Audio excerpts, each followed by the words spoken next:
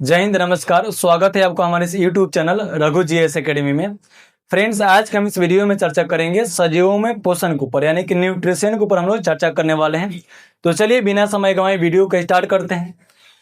ध्यान दीजिएगा, आज का जो हमारा पॉइंट है सजीवों में पोषण, यानी कि जो सजीव होते हैं उनमें पोषण किस प्रकार से होता है। जिस प्रकार हम लोग देखते हैं कि जो भी हमारा वाहन वगैरह होता है उसमें ईंधन की आवश्यकता होती है, पेट्रोल डीजल वगैरह की आवश्यकता होती है, उसके बिना वो वाहन नहीं चल सकती है। उसी प्रकार सजीवों को भी पोषण की आवश्यकता होती है। अगर पोषण सजीव को नहीं मिलेगा तो सजीव जो है वह जीवित नहीं रह सकते हैं और अपना दैनिक जो कार्यक्रम है उसको पूरा नहीं कर पाएंगे। तो चलिए सबसे पहले तो हम लोग समझेंगे सजीव क्या होता है। ध्यान दीजिएगा, पहले समझेंगे हम लोग सजीव के बारे में कि सजीव क्या है। सजीव हम लोग जानते हैं कि पृथ्वी के ऊपर दो प्रकार के जीव पाए जाते हैं, एक सजीव एक निर्जीव। सजीव का अर्थ होता है वैसे जीव जो अपने जीवन में श्वसन, प्रजनन, उत्सर्जन, पोषण और प्रतिक्रिया आदि की प्रक्रिया को संपन्न करता है, उसे सजीव कहा जाता है। यानी कि वैसे सजीव जो सांस लेता है या छोड़ता है, या वैसे सजीव जो अपने संख्या में वृद्धि करता है, या वैसे सजीव जो उत्सर्जन करते हैं यानी कि मलमूत्र का स्रावन करता है या पसीना वगैरह उससे शरीर से निकलता है, और वैसे सजीव जो भोजन वगैरह का सेवन करता है, या वैसे सजीव जो हर एक चीज पे अपना प्रतिक्रिया देता है, उसे कहा जाता है सजीव। अब ध्यान दीजिएगा, प्रतिक्रिया का अर्थ जैसे मान लीजिए किसी प्रकार कहीं पे दुर्घटना घटित हो गया, या वहां पे बोल सकते हैं कि एक प्रकार का उदासी वाला माहौल है तो वहां पे सैड का अपना क्या करेगा, प्रतिक्रिया देगा। वही मान लीजिए कहीं पे शादी विवाह है तो वहां पे अपना खुशी वाला प्रतिक्रिया देगा। यानी कि हर एक चीज पर अलग अलग प्रकार का देता है प्रतिक्रिया, यानी कि जिसके अंदर फीलिंग्स हो, है ना, तो क्या कहलाएगा, हमारा सजीव कहलाएगा। यानी कि जो सांस लेता छोड़ता हो, अपने संख्या में वृद्धि करता हो, मलमूत्र का श्रवण करता हो, भोजन का सेवन करता हो, हर एक चीज पे अपना प्रतिक्रिया देता हो, उसे कहा जाता है सजीव। अब इस सजीव में इसका जो ईंधन है उसे कहा जाता है पोषण। तो आइए समझते हैं पोषण क्या है। पोषण क्या है, तो पोषण समझ लीजिए हमारे दैनिक जीवन के एक प्रकार के क्रियाकलाप है, यानी कि डेली के जीवन में इसकी आवश्यकता पड़ती है। अगर हमारे शरीर में पोषण नहीं आया तो समझ लीजिए मानव जीवन या कोई भी सजीव जीवित नहीं रह सकता है। तो ये क्या है, एक प्रकार की लाइफ प्रोसेस है ना।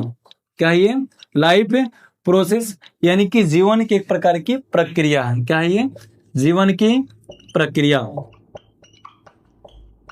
जीवन की क्या एक प्रकार की प्रक्रिया है, जिनसे क्या होता है, तो इनसे हमें मिलता है ऊर्जा, यानी कि ऊर्जा की प्राप्ति होती है। और क्या होता है, तो शरीर में वृद्धि एवं विकास होता है। शरीर में वृद्धि एवं विकास होता है, यानी कि इस पोषण के माध्यम से हमें शरीर में क्या मिलेगा, एनर्जी मिलता है, ऊर्जा मिलता है, जिससे अपना दैनिक कार्यक्रम को संपन्न करते हैं। साथ ही साथ शरीर में वृद्धि और विकास, ये दोनों क्रिया भी संपन्न होते हैं इसके साथ साथ। वृद्धि और विकास का अर्थ क्या होता है, तो वृद्धि के मतलब हुआ जो हमारे शरीर के आंतरिक भागों में जो वृद्धि हो रहा है, जैसे सोचने की क्षमता जो है, आपका आईक्यू लेवल है, ये क्या हो रहा है, इसमें डेवलप हो रहा है, यानी कि विकास वगैरह हो रहा है। जैसे बचपन में हम कम सोच पाते थे, लेकिन अभी क्या है, अधिक सोच पाते हैं, बहुत दूर तक सोच पाते हैं हम लोग, है ना। वहीं देखिएगा विकास का अर्थ हुआ, यानी कि जो आपके बाह्य अंग है इसमें क्या हो रहा है, वृद्धि या विकास वगैरह हो रहा है ना, इसकी लंबाई चौड़ाई क्षेत्रफल वगैरह में वृद्धि हो रहा है, तो सब लोग बोलेंगे विकास। वृद्धि के अंदर यानी कि जो हमारे शरीर के आंतरिक भाग में जो डेवलप हो रहे हैं, और विकास का अर्थ यानी कि जो हमारे बाह्य भागों में क्या हो रहा है, विकास, यानी कि अंग। जैसे देखेंगे बचपन में आपका हाथ पैर सब कुछ छोटा छोटा था, लेकिन अभी देखिएगा हाइट के हिसाब से सब कुछ बढ़ जाता है। उसी प्रकार देखिएगा वृद्धि, वृद्धि बचपन में आप कम सोच पाते थे, है ना, अभी के समय में बहुत दूर तक सोच पाते हैं। तो ये वृद्धि और विकास में अंतर होता है। तो पोषण क्या है, जीवन की एक प्रक्रिया है जिनसे हमें क्या होती है, ऊर्जा की प्राप्ति और शरीर में वृद्धि एवं विकास होता है। इसका प्राप्ति स्रोत क्या है, यानी कि जो पोषण का स्रोत है ये क्या है, तो पोषण का स्रोत है भोजन। पोषण का स्रोत क्या है दोस्त, भोजन। जब भोजन करेंगे तो हमें क्या मिलेगा, इससे मिलेगा कार्बोहाइड्रेट मिलेगा, कार्बोहाइड्रेट, और मिलेगा क्या चीज, वसा मिलेगा, और मिलेगा इसमें प्रोटीन, अमीनो अम्ल, विटामिन, खनिज, खनिज तत्व है ना, उसके बाद मिलेगा इसमें हमें जल। इन सभी चीजों की क्या होती है, प्राप्ति होती है किसके माध्यम से, पोषण के माध्यम से। यानी कि भोजन जब करेंगे तो हमें क्या मिलेगा, कार्बोहाइड्रेट मिलेगा, अमीनो अम्ल मिलेगा, विटामिन मिलेगा, खनिज मिलेगा, प्रोटीन मिलेगा, वसा मिलेगा। उसके बाद जब जल के सेवन कीजिएगा तो इससे हमें क्या मिलता है, शरीर में जल वगैरह मिलता है। और ये सभी क्या है, हमारे शरीर में नए ऊर्जा का निर्माण करते हैं, साथ ही साथ नए कोशिकाओं का भी निर्माण करते हैं। जैसे कार्बोहाइड्रेट हो गया, वसा हो गया, इससे 95% हमें क्या मिलता है, ऊर्जा मिलता है। वहीं देखिएगा अमीनो अम्ल देखिएगा, प्रोटीन देखिएगा, विटामिन वगैरह देखिएगा, तो इससे नए कोशिकाओं का भी निर्माण होता है ना। तो ये सभी चीजों की आवश्यकता होती है हमारे दैनिक जीवन में, जो किससे मिलता है, पोषक तत्वों से प्राप्त होते हैं। ठीक है, तो ये रहा हमारा पोषण। पोषण क्या है, तो जीवन की एक ऐसी प्रक्रिया है जिनसे हमें ऊर्जा की प्राप्ति होती है, साथ ही साथ शरीर में वृद्धि और विकास होता है। अब इसको हम लोग क्या करेंगे, वर्गीकरण करेंगे पोषण, यानी कि पोषण के आधार पर सजीव का क्या करेंगे, वर्गीकरण करेंगे। पोषण के आधार पर किसका वर्गीकरण, तो सजीव का। आइए इसको मिटाते हैं। अगर आप स्क्रीनशॉट लेना चाहते हैं तो ले सकते हैं।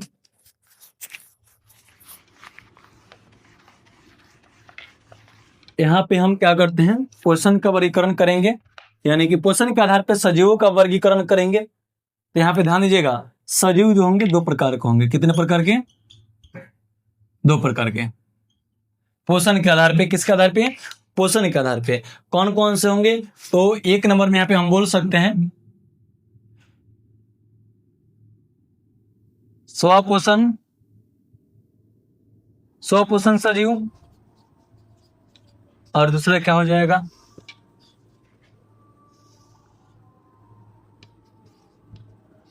पर पोषण सजीव, है ना।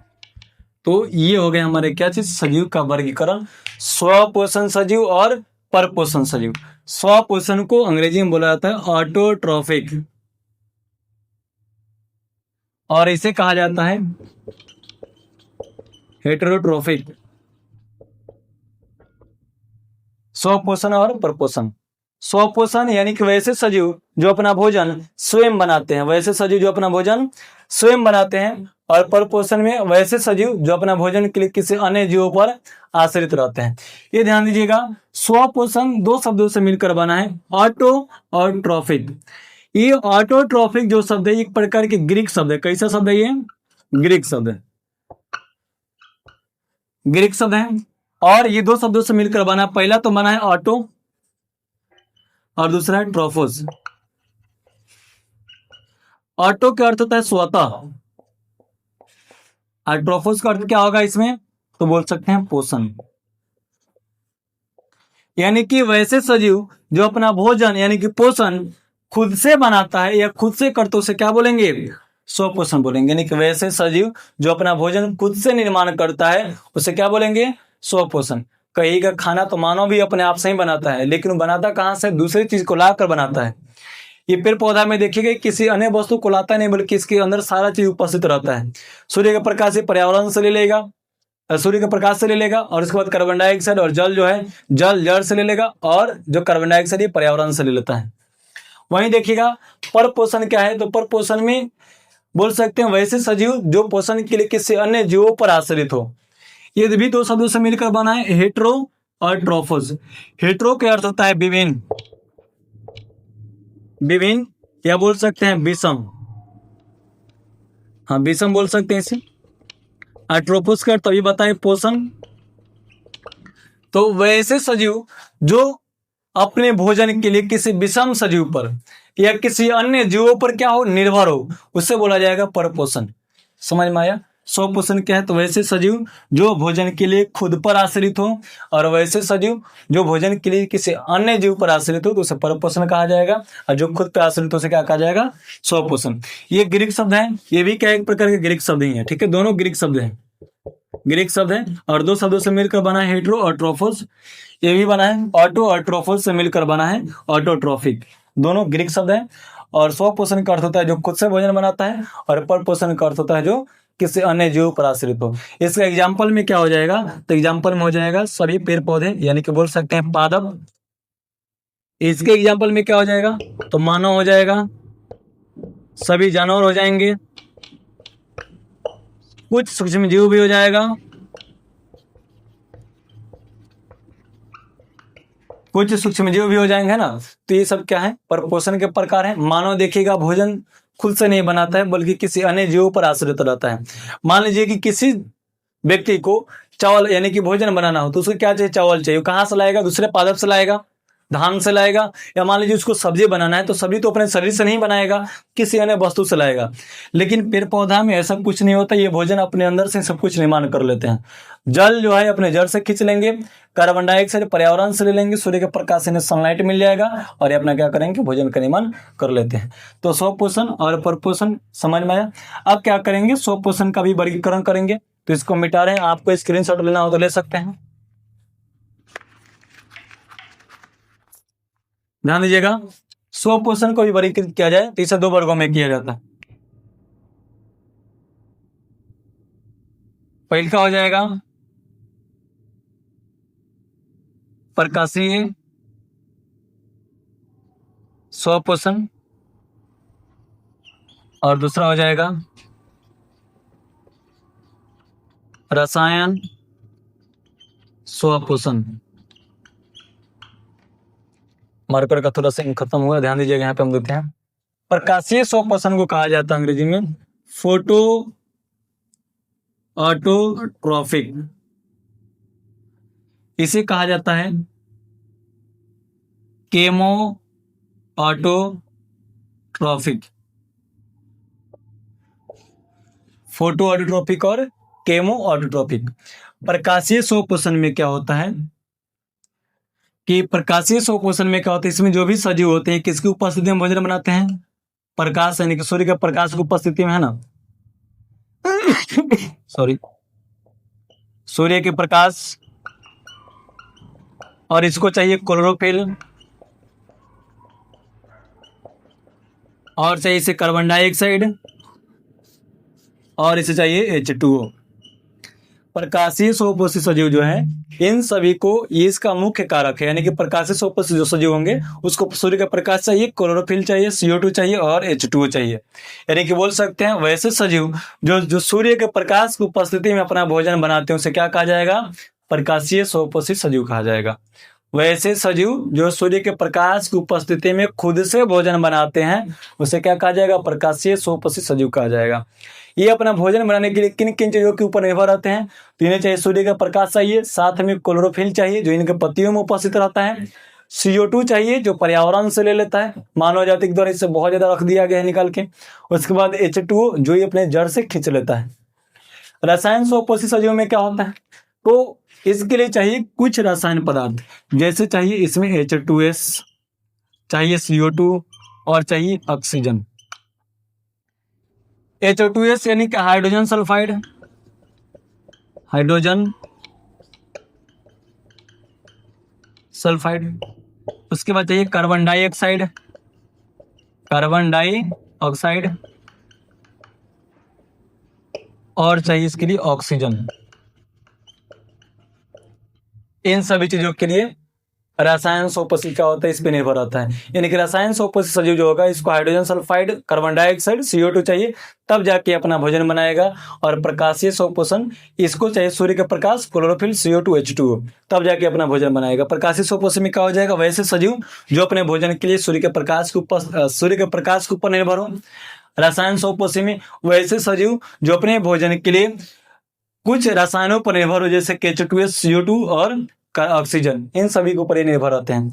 कहिएगा ये कौन से जीव हैं जो H2S, CO2 और ऑक्सीजन के ऊपर निर्भर है अपने भोजन के लिए, तो इसके अंतर्गत आते हैं कुछ समुद्री सजीव, जैसे में यहाँ पे बोल सकते हैं स्पेशल कुछ बैक्टीरिया वगैरह हो जाएंगे। कुछ समुद्री सजीव में एग्जाम्पल में लिखवा दे रहे हैं,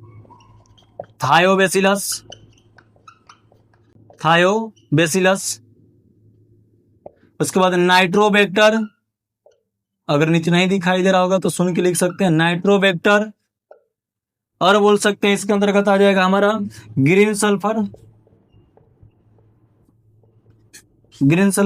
इत्यादि। ये सब क्या है, हमारे रसायन स्वपोषी के अंतर्गत आते हैं। यानी कि थायोबैसिलस, ग्रीन सल्फर, नाइट्रोबैक्टर, ये सब कहाँ पाए जाते हैं, समुद्र में पाए जाते हैं। और ये सब जितने भी बैक्टीरिया वगैरह दिख रहा है ये सब किस पे निर्भर रहते हैं, H2S, CO2 और कार्बन ऑक्सीजन पर निर्भर रहते हैं अपने भोजन के लिए। बात समझे। और वहीं देखिएगा प्रकाशीय सोपोषित सजीव के अंतर्गत कौन कौन से जीव आ जाएंगे, तो इसके अंतर्गत आ जाएगा जितना भी हमारा पेड़ पौधा होता है, पादप होंगे, ये सब इसके अंतर्गत आ जाते हैं। पादप नीचे लिखा गया है, अगर दिखाई नहीं दे रहा होगा तो देख लीजिएगा, पादप लिखा गया है, ठीक है।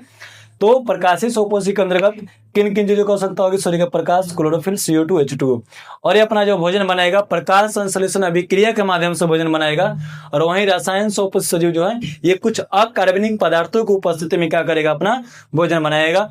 पूछ सकते हैं बताइए निम्नलिखित में से कौन रसायन सोपोषित सजीव है।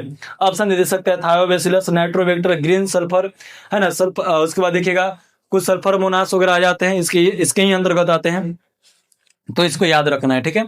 तो मिटाएं इसको।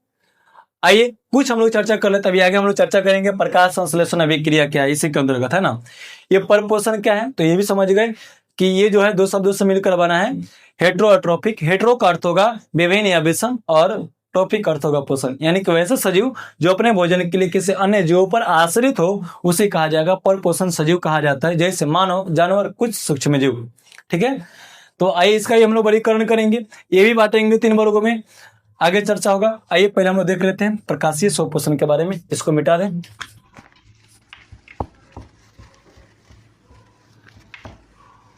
अभी हम लोग क्या करेंगे, इधर ही चर्चा करेंगे।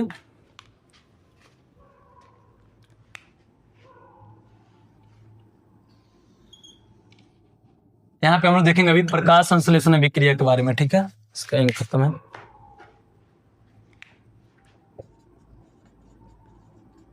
प्रकाश संश्लेषण अभिक्रिया के बारे में, क्योंकि जो प्रकाशीय सोपोषित जीव हैं ये प्रकाश संश्लेषण अभिक्रिया के माध्यम से क्या करते हैं, अपना भोजन वगैरह का निर्माण करते हैं, ठीक है।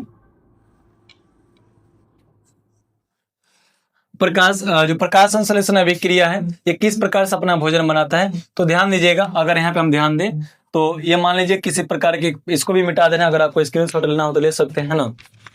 स्पेस कम है जिसको इसको मिटाना पड़ रहा है।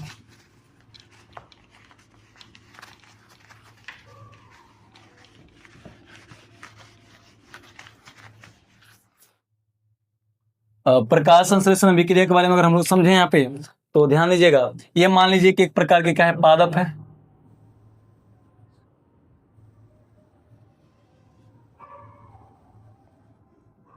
यहाँ पे इसका मान लीजिए कि फ्लावर वगैरह है, फूल वगैरह इसका, है ना। पता नहीं कौन सा फ्लावर है, लेकिन ये फ्लावर है, ठीक है। और यहाँ पे इसका क्या हो गया, ये पत्ती हो गया।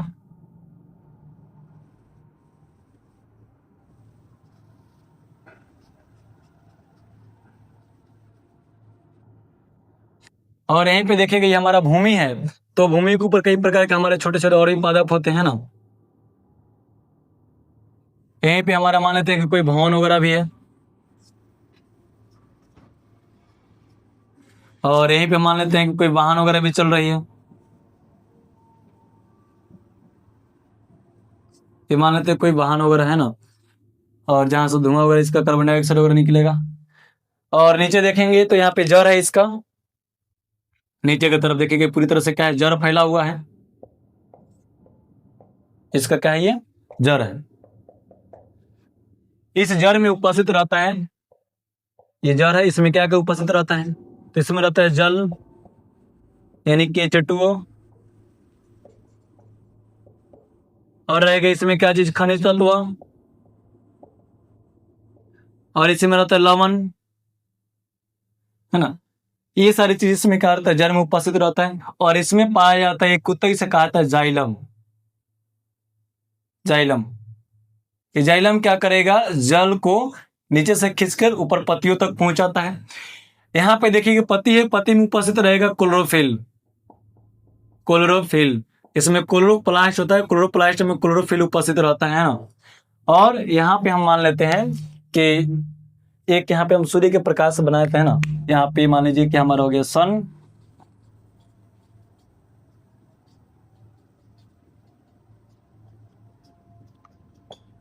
ये हमारे यहाँ से क्या मिल रहा है, सूर्य के प्रकाश वगैरह मिल रहा है इसको, ठीक है।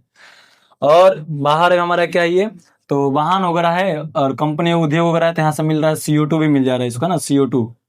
CO2 यहीं से प्राप्त हो जा रहा है इसके। तो आप ध्यान दीजिएगा, प्रकाश संश्लेषण अभिक्रिया जो है इन सारी प्रक्रियाओं के माध्यम से क्या कराता है, संपन्न कराता है। आइए समझते हैं इसके बारे में। तो प्रकाश संश्लेषण अभिक्रिया के लिए चाहिए CO2 चाहिए और चाहिए H2O। थोड़ा सा स्पेस पीछे लेना पड़ेगा ना, यहां से बना रहे इसको। CO2 चाहिए, H2O चाहिए, किसके उपस्थिति में, तो सनलाइट की उपस्थिति में, यानी कि सूर्य के प्रकाश की उपस्थिति में। और नीचे देखिएगा क्लोरोफिल रहता है ना पत्तियों में, तब जाए क्या बनाएगा, यहाँ पे ग्लूकोज का निर्माण करेगा C6H12O6। अब प्लस में बनाएगा O2 और बनाएगा H2O वाष्प के रूप में। ठीक है, उधर दिखाई नहीं दे रहा होगा तो लिख लीजिएगा, वहां पे लिखा गया वाष्प। ठीक है, अब यहाँ पे जो फिगर बनाया गया इसमें ध्यान दीजिएगा थोड़ा सा, ये CO2 है। CO2 कहाँ से मिल रहा है हमें, पर्यावरण से मिल रहा है। H2O जो है जड़ से मिल रहा है, ये सूर्य के प्रकाश से मिल जाएगा, क्लोरोफिल पत्तियों से मिल जा रहा है। और ये ग्लूकोज बन गया, क्या बन गया, ग्लूकोज, जिसे कहा जाता है मुख्य उत्पाद है।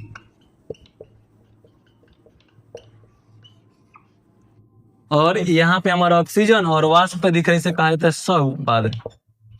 सह उत्पाद समझेंगे थोड़ा सा इसके बारे में, है ना। ये प्रकाश संश्लेषण अभिक्रिया के एक प्रकार का घटनाक्रम है। आइए ध्यान देते हैं, प्रकाश संश्लेषण अभिक्रिया क्या है। प्रकाश संश्लेषण अभिक्रिया किस में होता है, तो प्रकाशीय स्वपोषी सजीवों में होता है। जिसके लिए किन किन चीजों की आवश्यकता होती है, तो इसमें पहले चाहिए कार्बन डाइऑक्साइड और चाहिए जल, सूर्य का प्रकाश और क्लोरोफिल। इसमें सबसे ज्यादा प्रमुख चीज है क्लोरोफिल, क्योंकि ये सब चीज तो बाहर पर्यावरण में उपस्थित रहता है, लेकिन क्लोरोफिल जिसमें उपस्थित रहेगा वहीं क्या करेगा कि भोजन वगैरह बनाएगा। इसमें क्लोरोफिल नहीं रहेगा, वो खुद से भोजन नहीं बनाएगा। तो कहीं पत्तियों में होता है तो पत्तियों को चबा लेंगे, चबा क्या करेंगे, भोजन वगैरह बना लेंगे, तो ऐसा नहीं होता है। क्लोरोफिल मानव के लिए समझ लीजिए, अगर ज्यादा सेवन कीजिएगा तो शरीर के लिए हानिकारक भी हो सकता है। ठीक है, आप ध्यान दीजिएगा, ये जो CO2 है, CO2 हमें कहाँ से मिल जा रहा है, इन पर्यावरण से मिल जा रहा है, वातावरण से मिल जाएगा, वायुमंडल से मिल जाएगा। ये जो जल है हमें कहाँ से मिल जा रहा है, जड़ से मिल जाएगा, जो जाइलम खींच के ले जाता है। पत्तियों में हमारा क्लोरोफिल आसानी से मिल जाएगा, सूर्य के प्रकाश से हमारा सनलाइट यहाँ पे मिल रहा है।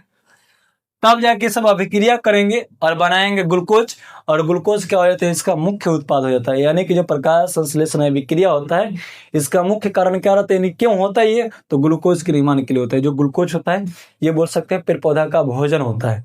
ठीक, उसके बाद ऑक्सीजन और H2O जो है ये इसका सह उत्पाद हो जाते हैं। जो ऑक्सीजन मानव जाति के लिए अन्य पृथ्वी के ऊपर जो भी सजीव है उनके लिए छोड़ देता है, वाष्पीकृत होकर यहाँ से हट जाता है, वातावरण वगैरह में जाकर घुल मिल जाता है। ठीक है, तो ये प्रकाश संश्लेषण अभिक्रिया है। क्वेश्चन हमारा पूछ सकता है कि बताइए प्रकाश संश्लेषण अभिक्रिया में मुख्य उत्पाद इसमें जो प्रमुख कारक है क्या क्या है, तो कार्बन डाइऑक्साइड है, जल है, सूर्य का प्रकाश है और क्लोरोफिल है। इसके बिना क्या सूर्य का प्रकाश जो है या प्रकाश संश्लेषण अभिक्रिया संभव नहीं है। यानी कि इसमें से कोई भी एक कमी हुआ तो प्रकाश संश्लेषण अभिक्रिया नहीं हो पाएगा। यानी कि मुख्य इसमें जो कारक है कार्बन डाइऑक्साइड है, जल है, सूर्य प्रकाश, क्लोरोफिल है। अब पूछेगा इसमें क्या बनता है, यानी उत्पाद में क्या बनता है, मुख्य उत्पाद, तो मुख्य उत्पाद में बनता है ग्लूकोज और बनता है सह उत्पाद में ऑक्सीजन और वाष्प बनता है। ठीक है, तो पूरी तरह से हमारा क्या है प्रकाश संश्लेषण अभिक्रिया। अगर इसे हम संतुलित करें तो यहाँ पे 6 बैठा सकते हैं, 6 हमारा यहाँ पे आ जाएगा और 6 ऑक्सीजन के पास आ जाएगा और 6 आ जाएगा हमारा वाष्प के पास। तो ये हमारा प्रकाश संश्लेषण अभिक्रिया क्या हो जाएगा, संतुलित हो जाएगा। ये पूरी तरह से क्या रहा, प्रकाश संश्लेषण अभिक्रिया रहा। ठीक है, तो एक बार क्या करें, इसको हम रिपीट करते हैं, समझा देते हैं, समझ लेते हैं, फिर आगे हम लोग क्या करेंगे इसके ऊपर फिर से चर्चा होगा, क्वेश्चन है ना। ध्यान दीजिएगा, ये हमारा क्या है प्रकाश संश्लेषण अभिक्रिया क्या है, तो प्रकाश संश्लेषण अभिक्रिया एक ऐसी अभिक्रिया है जिसमें कार्बन डाइऑक्साइड पर्यावरण से, जल से प्राप्त किया जाता है, सनलाइट सूर्य के प्रकाश से प्राप्त किया जाता है और क्लोरोफिल पत्तियों से प्राप्त करके इन सभी से अभिक्रिया करा के बनता है क्या चीज, ग्लूकोज, और बनता है ऑक्सीजन और वाष्प का निर्माण कराया जाता है, जिस पूरे प्रक्रिया को प्रकाश संश्लेषण अभिक्रिया कहा जाता है। इसमें देखिएगा जो कार्बन डाइऑक्साइड पर्यावरण से मिल जाएगा, जड़ से मिल जाएगा और ये सारी चीजें जो है अन्य क्षेत्रों से मिल जाते हैं और क्या होता है प्रकाश संश्लेषण अभिक्रिया पूरी तरह से पूर्ण हो जाता है। ठीक है, तो ये हमारा प्रकाश संश्लेषण अभिक्रिया। अब हम लोग चर्चा करेंगे पोषण के ऊपर। ठीक है, इसको मिटा रहे हैं।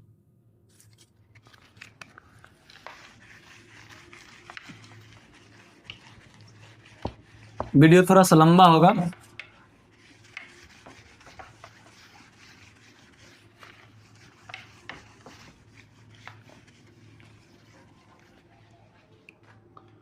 और हेडिंग बनाते हैं हम लोग परपोषण।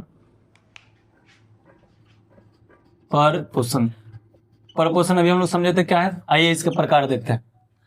परपोषण को भी 3 वर्गों में बांटा जाता है। कितने वर्गों में? 3 वर्गों में। पहला हो जाएगा परपोषण में प्राणिसम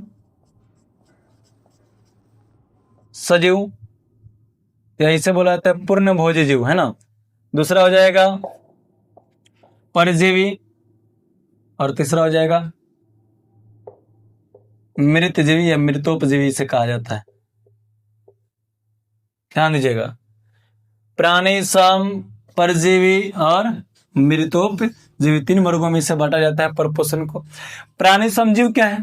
तो वैसे सजीव जो अपना भोजन किसके ऊपर, जो अपना भोजन का पाचन जो है आहार नाल के माध्यम से करता है। किसके माध्यम से? आहार नाल के माध्यम से करता है।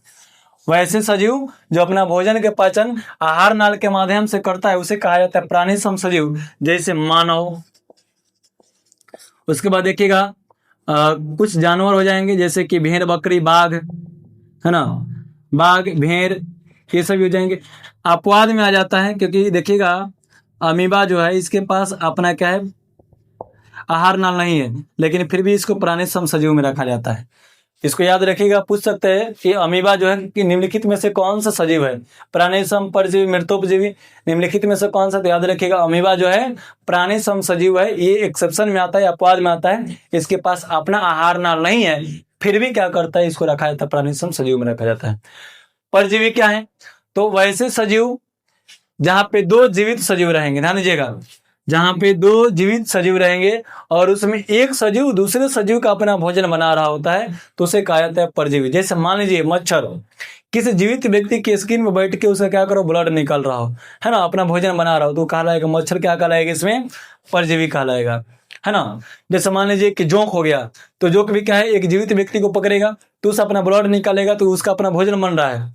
और जिससे अपना भोजन बना रहा है ना, जैसे मान लीजिए कि व्यक्ति है, इस व्यक्ति के स्किन पर मान लेते हैं कि कोई मच्छर वगैरह बैठ गया है ना, ये मान लीजिए कि मच्छर है इसका और इस पर बैठ गया है, तो ये अपना जो भोजन बना रहा है ये क्या हो जाएगा, परजीवी हो जाएगा। अब मानव जो है इसमें क्या बन जाएगा, होस्ट बन जाएगा। मानव क्या बन जाएगा, होस्ट, और मच्छर जो है क्या बन जाएगा, इसमें परजीवी बन जाएगा।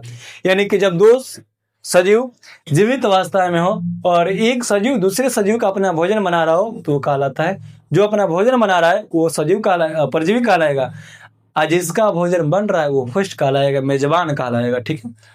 मृतोपजीवी क्या है? तो वैसे सजीव जो मृत पदार्थों का सेवन करते हैं, इसके अंदर कुछ बैक्टीरिया वगैरह आता है ना, वैसे सजीव जो मृत पदार्थों का सेवन करते हैं, वैसे बैक्टीरिया या फंगस, इसके अंदर क्या आता है, बैक्टीरिया आएगा, यह आ जाएगा फंगस, है ना, कवक, और कुछ बैक्टीरिया यानी कि जीवाणु आते हैं जो क्या करते हैं, मृत पदार्थों से अपना सेवन करते हैं। किसे? मृत पदार्थ या मृत जीवों से अपना क्या करते हैं, भोजन बनाते हैं। मृत जीवों से अपना क्या करते हैं, भोजन बनाते हैं, उसे क्या कहा जाएगा, मृतोपजीवी कहा जाएगा। यानी कि वैसे सजीव जो मृत पदार्थों से अपना भोजन बनाते हैं या मृत जीवों से अपना भोजन बनाते हैं उसे क्या कहा जाएगा, मृतोपजीवी।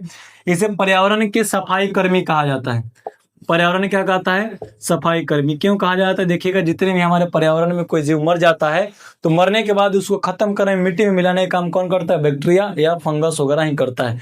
आप गांव देहात में देखे होंगे, जैसे रोड पे चल रहे हैं, कोई कुत्ता वगैरह की मृत्यु हो गया है तो देखिएगा कुछ समय तक तो उसकी बहुत खराब स्मेल आता है, लेकिन उसमें बैक्टीरिया या फंगस पड़ जाते हैं तो बैक्टीरिया के माध्यम से क्या होता है, हमारे नाकों तक उसका हवा आता है जिससे वो हमें स्मेल देता है। लेकिन वह जो बैक्टीरिया वगैरह उसमें पड़ा है वो क्या करे, उसको धीरे धीरे क्या करेगा, अपघटन करके मिट्टी में मिला देगा। हालांकि तो हमारे शरीर के लिए हानिकारक होता है, लेकिन उसे पर्यावरण के सफाई कर्मी भी कहा जाता है ना। कहीं पे मान लीजिए किसी कुत्ता, बिलार, बिल्ली वगैरह की मृत्यु हो गया तो वहाँ पे ठहरना नहीं चाहिए, क्योंकि क्या हो सकता है कि वहां से जो बैक्टीरिया वगैरह हमारे शरीर में प्रवेश करेंगे और हमारे प्रतिरक्षा तंत्र को कमजोर करके हमें बीमार भी कर सकते हैं। ठीक है, तो ये रहा हमारा परपोषण के प्रकार, जिसके बारे में हम लोग अभी चर्चा किए। ठीक है, अब अगले क्लास में हम लोग चर्चा करेंगे पोषण के आधार पे मानव का वर्गीकरण, जैसे में कुपोषण और आप लोग सुने होंगे सुपोषण के बारे में, तो अगले क्लास में उसके ऊपर चर्चा होगा। आज के लिए इतना ही। जय हिंद, जय भारत।